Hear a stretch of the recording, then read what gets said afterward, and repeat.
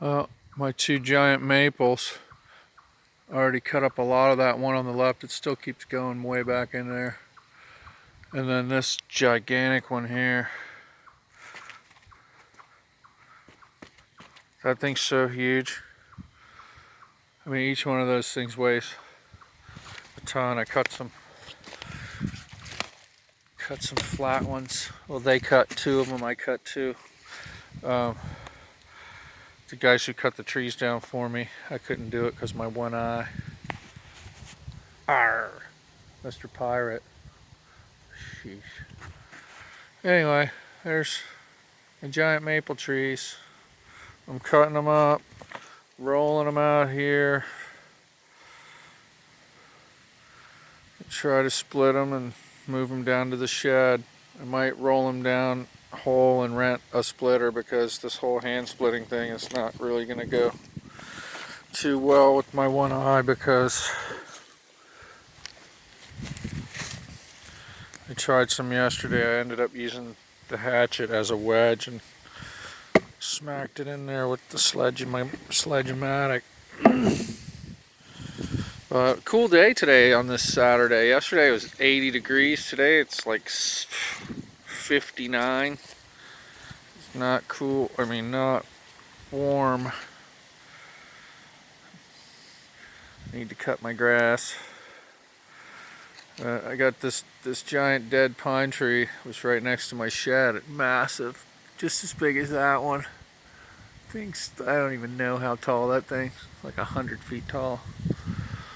But there was this one, it was dead, so I had them cut it down, and I have to move it. It's all across. It went all the way across and went across the maple trees, and the top of it's way right over there. I had to cut it off of there. There's a piece of it right there. I had to cut it off of the maple trees just to get to the maple trees and move all the branches up over there. All the maple branches are over there, and the big ones I cut up into pieces into a pile there.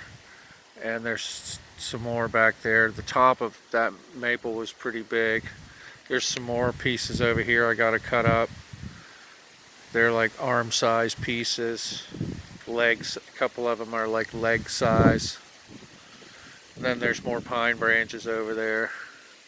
More pine branches. I had to move them all off of there, but it didn't cost me a fortune to get the trees cut down since they didn't have to take them. So they were a really great company. They did a good, I mean, taking this tree down so close to, I mean, it was inches away from my shed. Look at that. Not even less than a foot. Probably like 10 inches away from my shed. They cut that sucker down, and it is huge.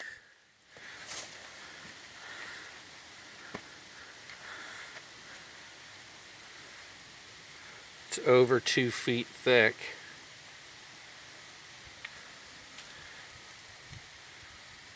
I'm gonna say that's a good 26 inches across, easily. And that sucker, they cut it down perfect, man. I was so worried it was gonna kick out. You know how they cut, when you cut these trees, sometimes that back end will kick out. These guys did it perfect. That big chunk wedge they took out of there. Pretty awesome job they did. And they didn't hit my septic. The septic's right in there. It went over to the side of it. They were so careful. And those maple trees were gigantic. And another gigantic one right there that I'd like to cut down maybe next year. Just don't like how they lean towards the house. Alright, so there's I was actually able to get out and use my chainsaw yesterday. And even with the eyeball thing. So hopefully it'll get better soon. Just a little video. And I'm gonna check out the garden real quick. I spread around. That's not poison, that's diatomaceous earth. It's for the chipmunks. It makes them itchy. I planted some, yeah I did. It's not doing that great. But dandelion greens, I eat those in my salads. And we got a sweet pea. This sweet pea I grew from some sprouts that we had. And we got corn, tomatoes. So that's diatomaceous earth. It's just the stuff that makes them real itchy. Chipmunks were digging around in there. Got some collard greens going over there. They're getting good. Things are starting to grow. Alright. Surprised they do at 59 degrees. A little bit of mulch. I got a whole bunch of little tomato sproutlings. I took a tomato from the store and I spread it around on paper and let them dry out, and then I just planted the whole paper in a bucket, and they never came up for the longest time, and I think I buried them too deep, and then I was using the excess soil for mulch, and then all these tomatoes came up in the bucket, so I planted them all in here, and I don't know really what I'm going to do with all those tomato plants, but because I've already got like 12 of them over there, so we'll see how it goes. But hey, look at that. Strawberry fields forever. Those are my garden strawberries that I've planted in there over the years. But they started out as wild strawberries. Like my yard right here is just covered with wild strawberries.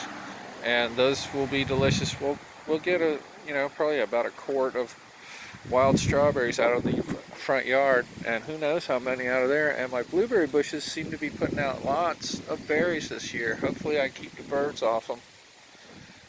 But my blueberry bush has been taking a beating every winter. It's been horrible on them, but look at there, we got some berries. We got some berries, lots of berries this year. Last year only about a dozen. There's more than a dozen on one branch now this year. So, yay. Alright, little garden and work update. Getting used to the depth perception. It's tough with the chainsaw, man. I just got to be real careful. I'm not going to do any chainsawing while my family's away today. I don't want to get hurt by myself. But anyhow, happy summer, everybody.